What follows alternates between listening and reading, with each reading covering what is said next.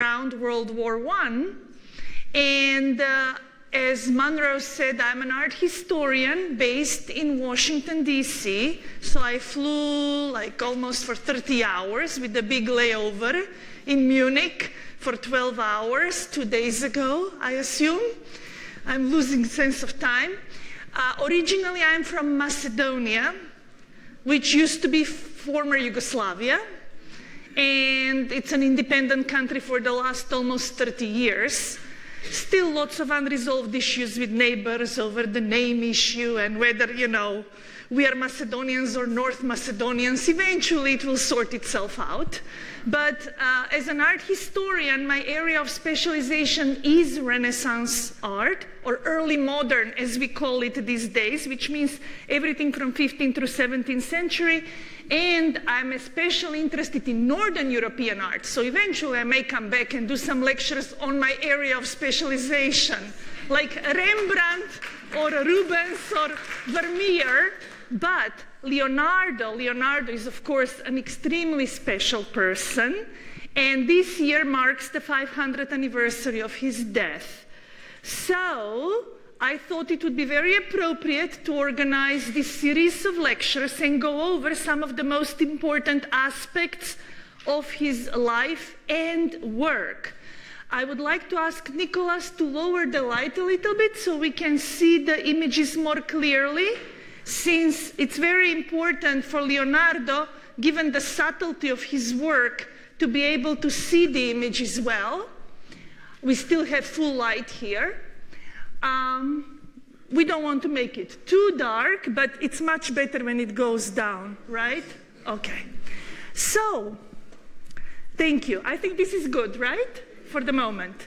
So Leonardo is, as I said, a very, very special, endlessly fascinating person.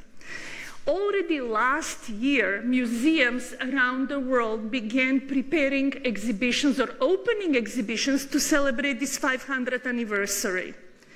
I was fortunate enough to be in Florence last year, briefly, and they already, in the Uffizi, set up a special exhibition dedicated to 3 Leonardos that they have within the Uffizi. I will show you one today, one tomorrow, and another one on Wednesday of those Uffizi Leonardos.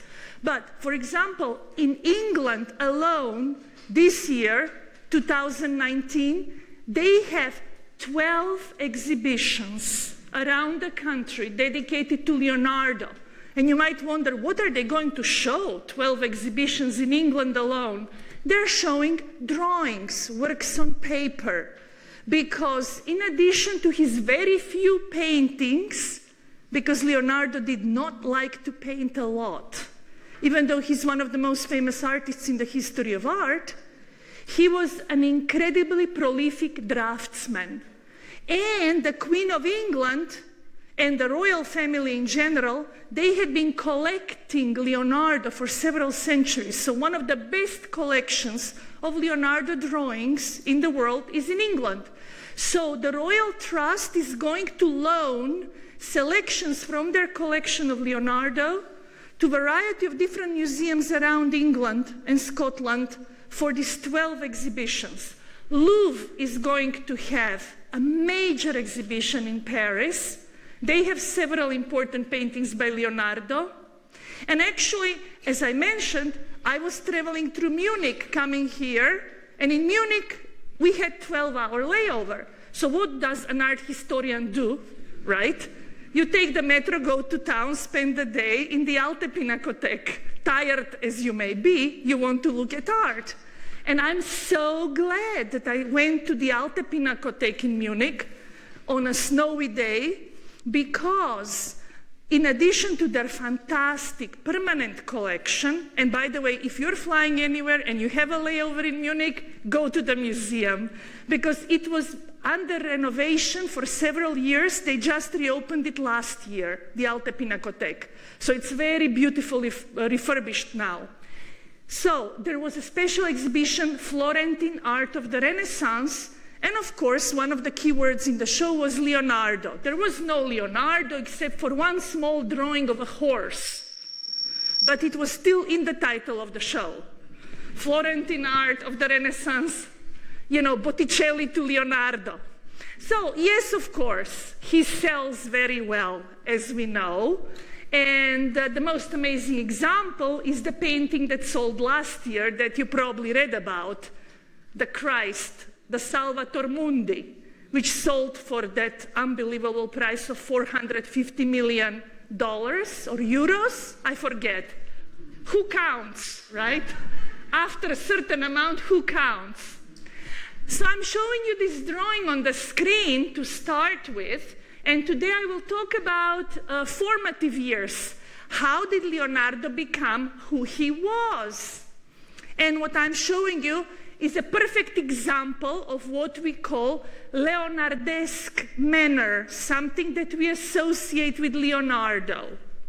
Of course, there is a lot of fine light and shadow. And if we are talking about what constitutes the quintessence of Leonardo's style as a draftsman, you could say it's his incredible sensitivity to light, which translates into these very, very fine transitions from illuminated to dark areas, or what will become known in Italian Renaissance as chiaroscuro, light and dark. Leonardo, more than anybody else before him, was attentive to light and how light changes the appearance of objects in our world. Everybody up until this point was thinking in terms of, okay, I have studied countless of faces, I have studied countless of bodies, countless of trees, countless of architectural details, and I have notebooks and notebooks of how these things look. And then you use these notebooks and sketches and you create paintings, and you could put Botticelli, Fra Filippo Lippi, all kinds of artists who were active in 15th century before Leonardo in that group of people who copiously study, and then use their sketchbooks and model books to paint. What Leonardo does that makes him special is the fact that he says, yes, I know how things look, but everything continuously changes as you look at it. In other words, every face, depending on the time of day, looks different. He's the first one who, almost like an impressionist, 400 years before impressionists, recognizes that no object in the world has absolute appearance. We all change throughout the day, which is why light is so important. And in his notes, he would write things like, you have to paint people at 5 o'clock in the afternoon. It's the best light. He knew exactly that features appear different, can change dramatically under different conditions of illumination. So this idea of chiaroscuro, or light and shadow, sounds to us like a commonplace thing today, but very few people prior to Leonardo had that degree of sensitivity. So I'm showing you this drawing, and of course, what is Leonardesque about it in addition to light? What is Leonardesque, you probably will agree, is the smile, that kind of softness, tenderness, gentleness, that kind of slightly bent over head, downcast eyes, a quality of grace. That's another thing that Leonardo was associated with, quality of grace in his work. And yet, should I tell you, now or later, this is not Leonardo. This is actually his teacher, Andrea Del Verrocchio. I wanted to start with this little trick drawing because even for art historians, when you see this, you can very easily say, this is Leonardo. And most of us think that, oh, Leonardo is this genius who came out of nowhere. He had a great teacher, Andrea Del Verrocchio. Andrea Del Verrocchio, and I will show you a number of Verrocchios today. Andrea Del Verrocchio was a sculptor as well as a painter and a very fine draftsman.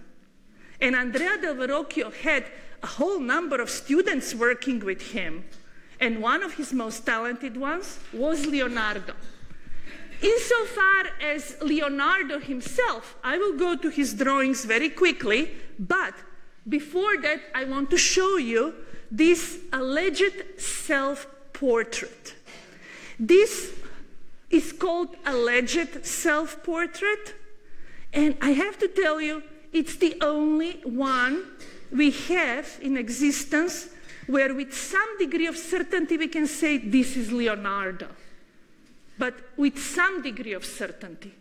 So for a man who drew hundreds of drawings, filled notebooks with this kind of diaristic entries and notations about science and flight of birds, etc., he left us no self-representations.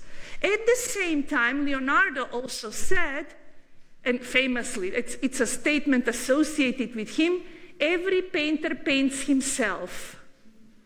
In other words, that no matter how hard you try to paint anything in the world, you will inevitably bring yourself into it.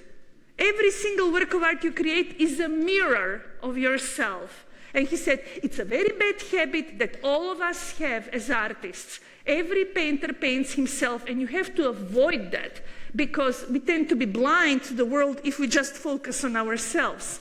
At any rate, this is a drawing from around 1519. It's circa, we don't know, it's the best guess.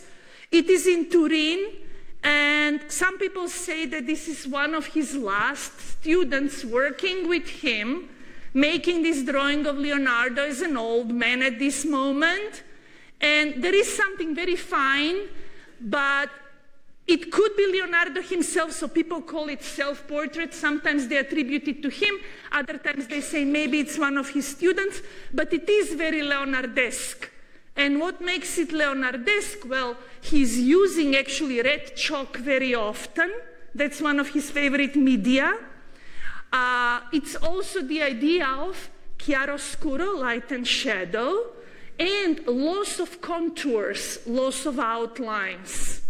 There is a lot of fine line. He likes to use kind of his pencil repeatedly and draw all of those lines of the hair, but at the same time, of course, there is a lot of damage, so you can only judge it up to a point. You can see all the stains, all the foxing on the paper, but there are no firm outlines, because he said in his notebooks, no object in the world has firm outlines.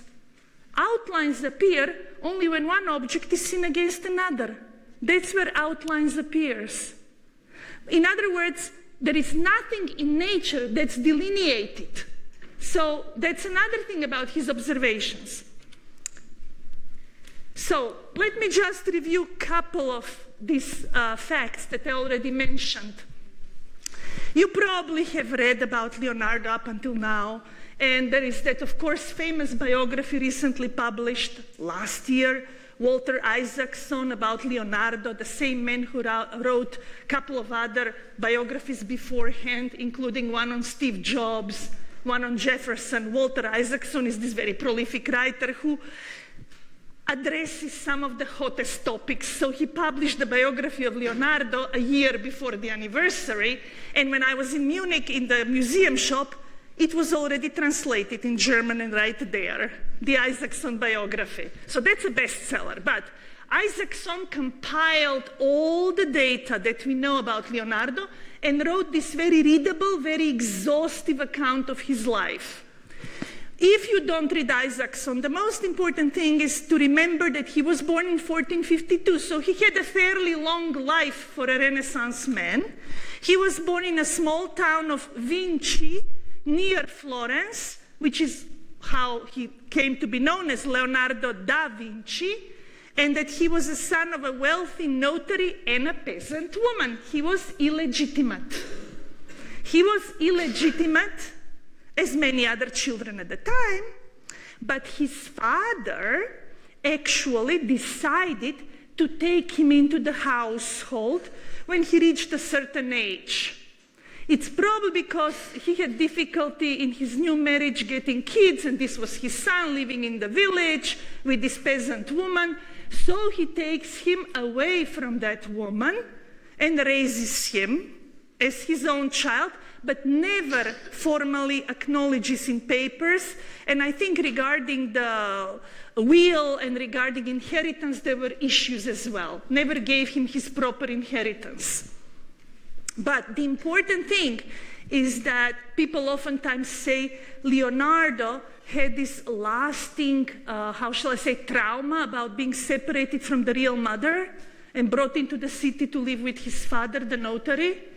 And Freud wrote a famous essay many years ago, century ago, about Leonardo and the separation anxiety from his real mother. At any rate, so in the mid-1460s, he was given the best education, truly, and that's very important because Leonardo saw himself as almost a nobleman when it came to education, upbringing. His father was rather wealthy, and Leonardo was raised to feel that he belonged to the upper crust of society.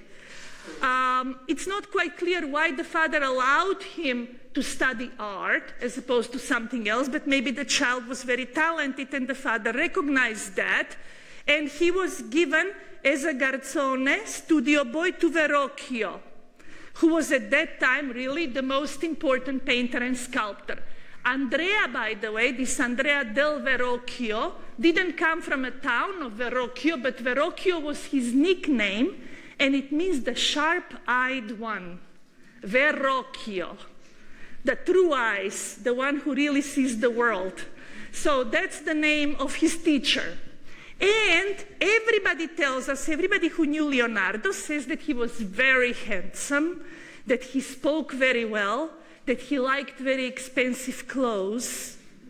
And actually Walter Isaacson in the biography talks endlessly about the silks and the velvets and how Leonardo would walk around dressed up almost like the Medicis. So on the one hand, he was a painter working with his oils and kind of dissecting human bodies at night, but he also showed up like a nobleman in daytime. And he always liked to surround himself with handsome people, and he would play the lute. So he had a very interesting life. And of course, like most other men of letters of the day, meaning people who were educated, he said that, yes, painting is a very noble art, but painting is the least of his talents because he saw himself primarily as a scientist and as a philosopher, as something who wants to learn about the world.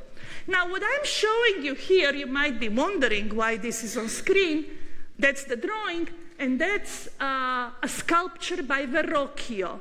One of Verrocchio's sculptures, which is in Florence today, and it is actually the head of David. David was a very famous character in Florence, as we know through Michelangelo's David, but there were many versions of David prior to Michelangelo. But people say that this David by Verrocchio has the face of Leonardo from the time when Leonardo was his student. That Leonardo was the model for the face of David. So yes, we do not have a portrait of Leonardo that can be verified 100%, but that David has oftentimes been mentioned as a Leonardo face. Now, I just wanted to bring back the beautiful Verrocchio head of a girl and one of Leonardo's famous drawings.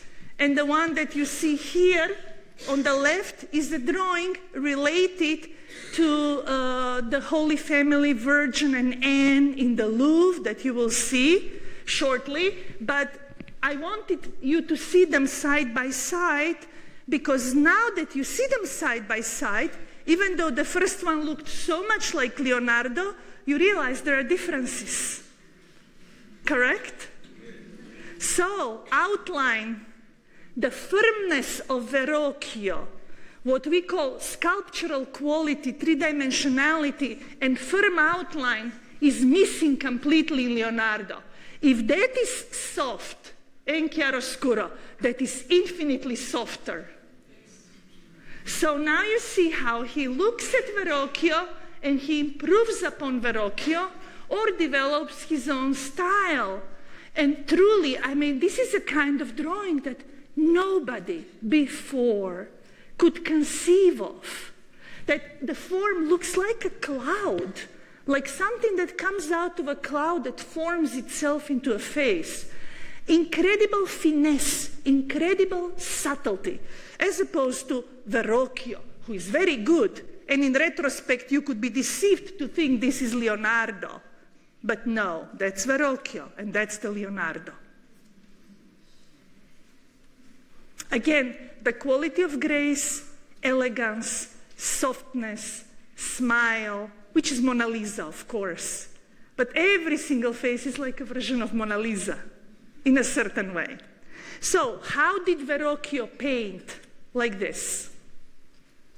Not so great. It's good. It's good. This is the best in Florence. But it's not Leonardo. But the point is that Verrocchio, you see, even when he paints, this teacher of his, he has a tendency to create almost like sculptures that are colored. They have very firm outlines, right? They look very solid, and they look almost stone-like. And they're a little bit stiff, the way they appear in space. You might look at this and say, oh, it's a great Renaissance painting.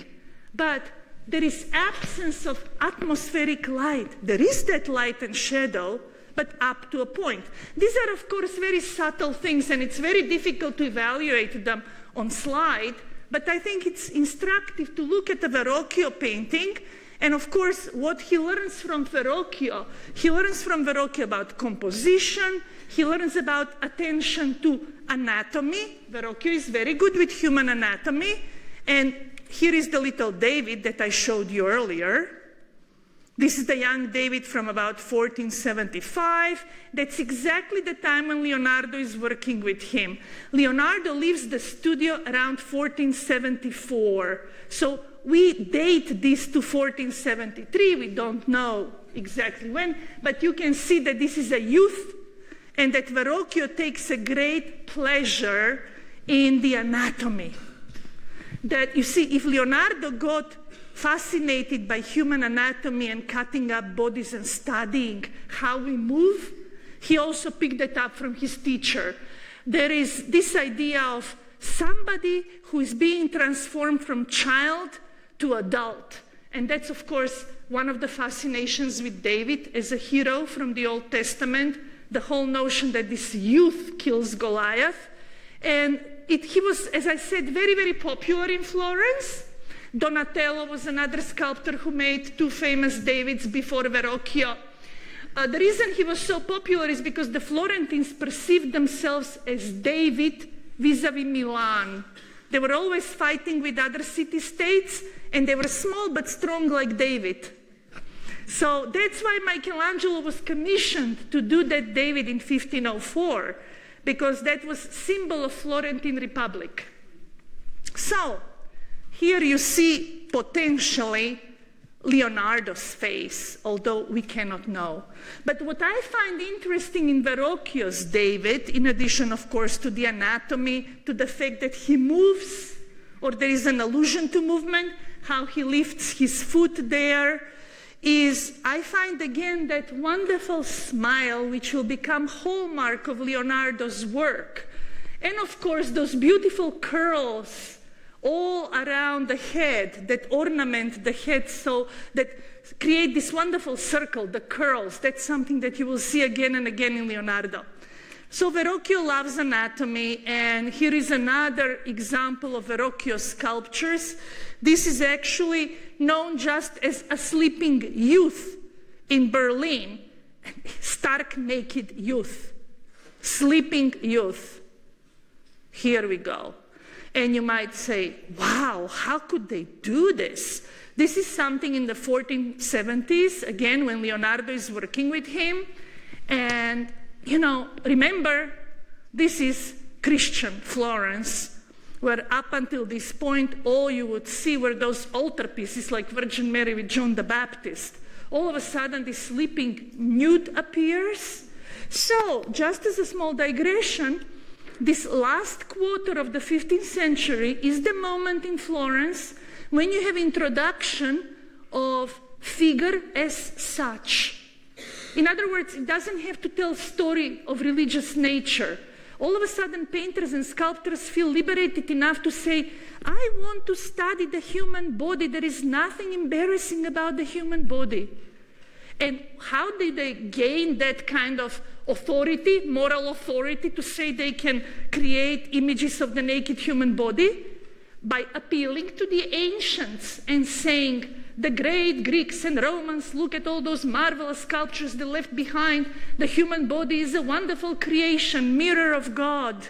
So why should we be ashamed of the human body? So Verrocchio, as a master of Leonardo, also instills in him this interest in the human body. And as you can tell, Verrocchio was pretty good, even though there is still excessive elongation and hardness in this shape of this sleeping youth. The very fact that we have no idea what this youth represents tells you that in the visual culture of the time, people are already being able to absorb nudity as such, the human figure as such. Now, of course, this is anomaly, but for the most part, like many other sculptors, Verrocchio creates sculptures of various notable figures. Just to show you a couple of examples, this is from National Gallery in Washington. This is Giuliano De Medici, of course, the younger of the two Medici brothers who were de facto ruling Florence at this time, Lorenzo De Medici and Giuliano. Giuliano, you can see that this is still, it's a good sculpture, but it feels with one foot back in the Gothic era. Too much ornamentation, certain sense of stiffness.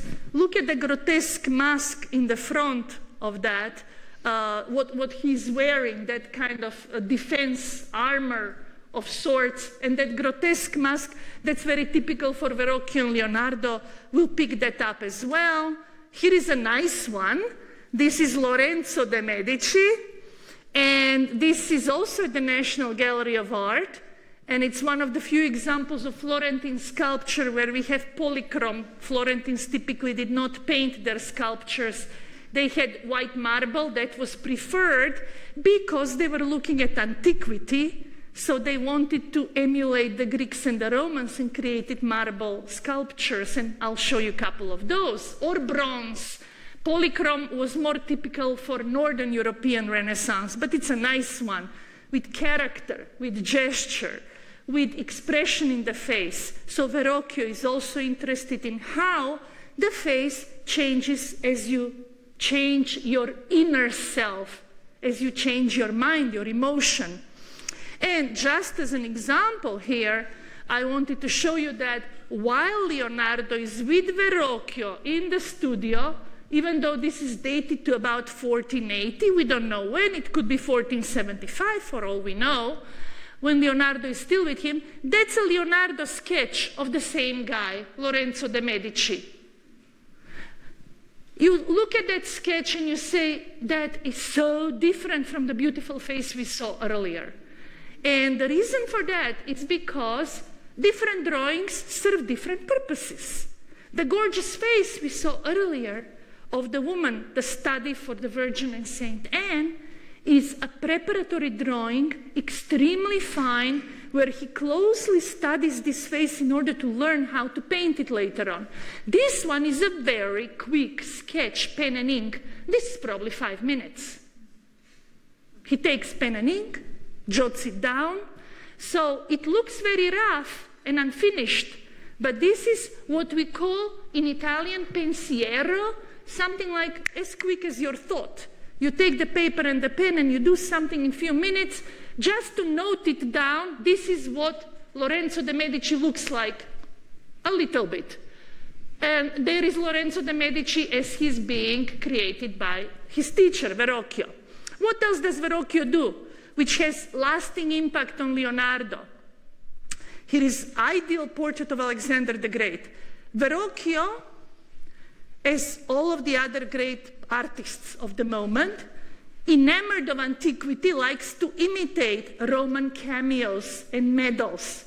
So he creates images such as this one in relief, and this is supposedly ideal portrait of Alexander the Great. Why Alexander the Great? Because everybody in Europe wants to imitate Alexander the Great at this moment. And this is, of course, marble, like in antiquity. And once again, you will see, on the one hand, that kind of very classical face, idealized, and then a lot of these fantastic ornaments. That's something that's very fashionable. You see that screaming face in the front on that armor of this so-called Alexander.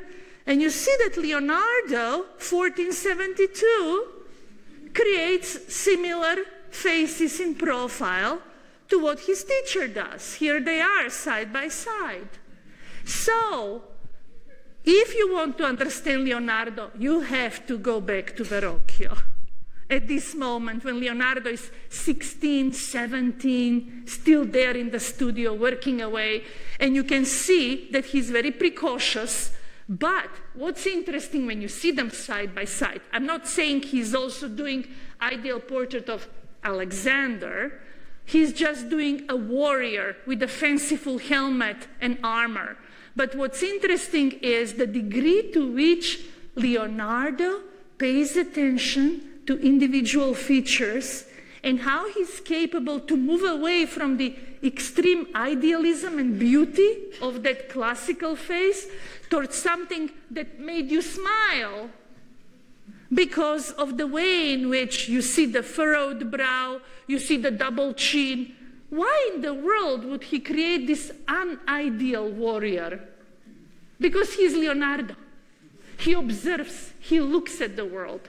And for him, everything is possible. He famously said human beings can be angelically beautiful, perfection on earth, and they can be exceptionally ugly. And he wanted to show you the stretch of what we can be.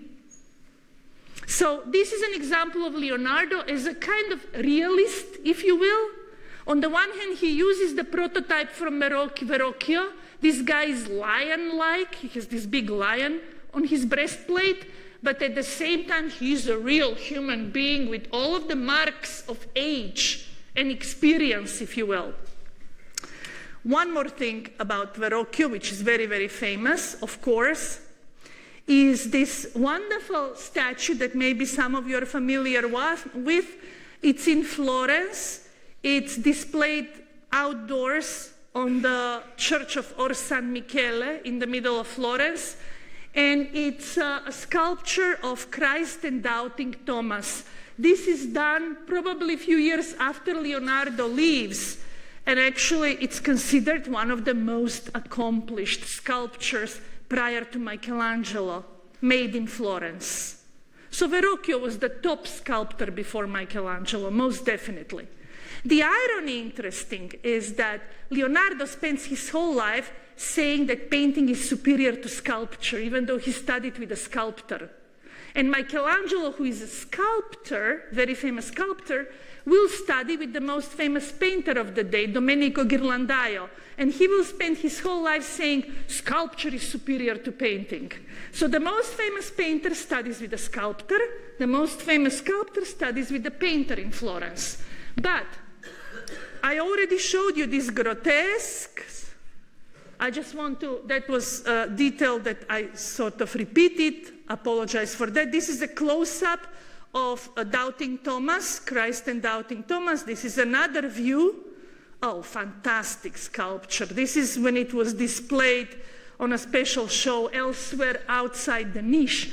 But I love this detail of this work of Doubting Thomas because you can see something else in Verrocchio that becomes very important in Leonardo, which is the incredible beauty of this heavy drapery. Leonardo will do countless of drapery studies, and Verrocchio created this sculpture of Doubting Thomas for the Guild of Drapers in Florence. Every guild paid for a particular sculpture on Or San Michele, but since they're drapers and cloth merchants, they say, emphasize cloth, because we are paying you for this. So he made the drapery even better as a result. But I think this fascination with heavy drapery, look at that marvelous drapery on Christ and also on Thomas, is something that young Leonardo we learn from him as well. And of course, what also characterizes this sculpture, once again, the downcast eyes, that gentle smile, those curls of the hair around the face, framing the face. These are all of these lessons that Leonardo picks up. Now I'm going to show you probably the most important painting for our understanding of young Leonardo. It's a Verrocchio, of course, and it is known as the Baptism of Christ. It's in the Uffizi. It's a very large, ambitious painting, painted at the time when Leonardo studies with him. And this particular painting, the Baptism of Christ, is actually the one that people say is the last painting that Verrocchio painted. Why? Because he realized his student was so much better. And how he realized that his student was so much better, or how did the Florentine audience realize that his student is a better painter, is because he was silly enough to tell the young Leonardo, paint one of the angels. So Leonardo was given the task of painting one of the angels, and we will get to the close-up of the angel so you can analyze, but I can guess that maybe some of you can already see now that these two angels look different in their faces.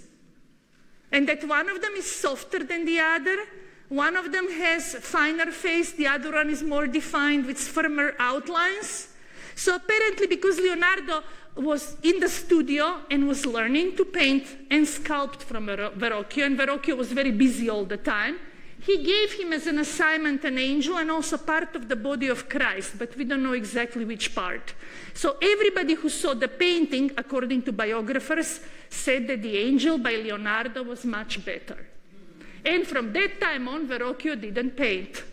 And from that time on, Leonardo left the studio and established himself. Probably not on the most friendly terms, but we don't know. But this painting relates very closely to the Doubting Thomas sculpture that I just showed you, because it is about focus on dialogue between two figures in space. There is John the Baptist baptizing Christ, the Holy Spirit above, and you see the typical Verrocchio manner, stiffness and sculptural quality of the figures. And here is a close-up. This looks just like in Doubting Thomas, the faces. You see Christ there. You see this John the Baptist. There is a great similarity in the physiognomy. And then you see this face, of course. That's the angel by Leonardo. That's the angel by Leonardo. And everybody said, my God, we didn't know Verrocchio could paint like this. So that's probably one of the earliest works or paintings associated with Leonardo, a portion of the painting which is in the Uffizi, the Baptism of Christ. And of course, that painting is something that you can see, where you can see all of these qualities I've been talking about. This is a wonderful drawing from another painting, Study for the Head of an Angel from Virgin of the Rocks. Just side by side, I want to show them to you so that you can see how they relate to one another. And I know these are rather obvious points, but we have to be aware of how exceptional this person is. You know, nobody in Florence working at this time, maybe with Raphael later on, 1505, 1510, things change, but in the 1470s, nobody thinks of drawing as something where you can have such incredibly well-finished areas, the cheeks, the eyes, the smile, the face, and then this incredibly sketchy, open, unfinished. He is so incredibly capable of zooming in, focusing on what is important, on what he's studying. And then, of course, you can see that the operative issue here is light, light, light, as well as turn. He loves this idea that, you know, objects are always turning in space. Everything is always captured in time. Once again, I'll use the idea of impressionism because you're capturing the impressions of things under certain circumstances. But this is the genius of Leonardo.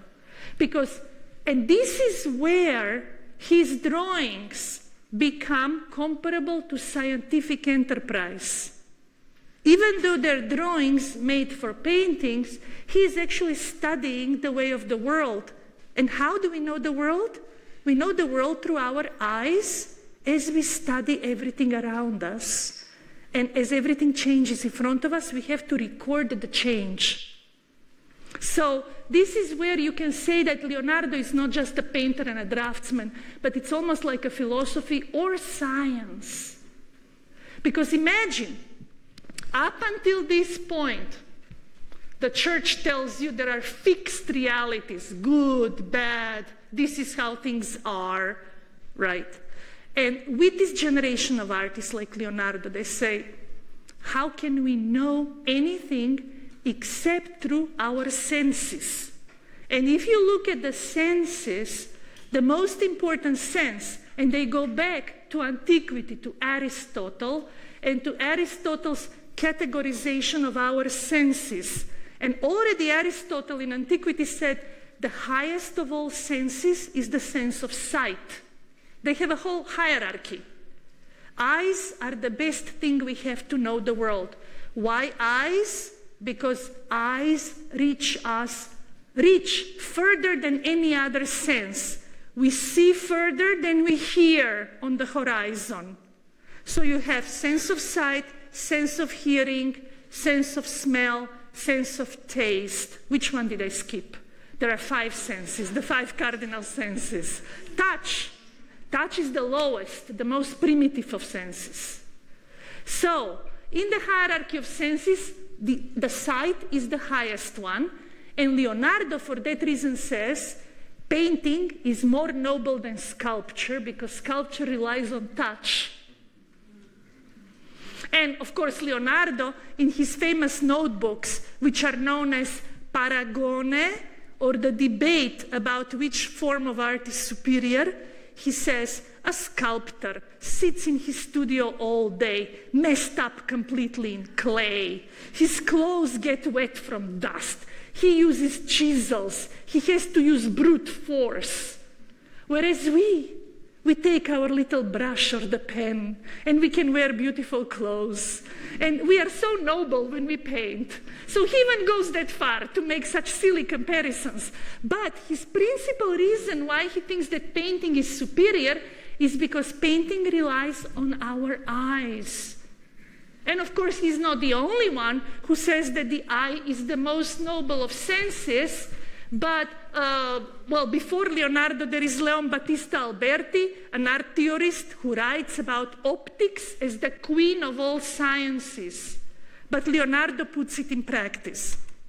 So, Verrocchio, one more time. It's very important that I show you this lady because I believe, and many other people believe, that this is the influence on one of Leonardo's very first independent works. She is also in Florence, and there is something very Leonardesque about her, isn't there? In the smile, in the face, and by now you've learned about Verrocchio quite a bit.